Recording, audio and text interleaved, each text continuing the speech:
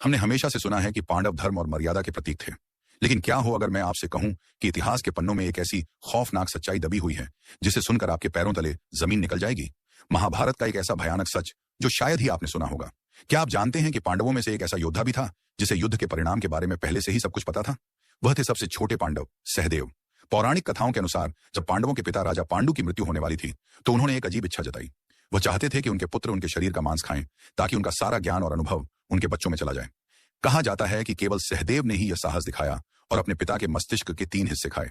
जैसे ही उन्होंने पहला हिस्सा खाया उन्हें अतीत का ज्ञान हुआ, दूसरा हिस्सा खाते ही उन्हें वर्तमान दिखने लगा और तीसरा हिस्सा खाते ही उन्हें भविष्य साफ नजर आने लगा।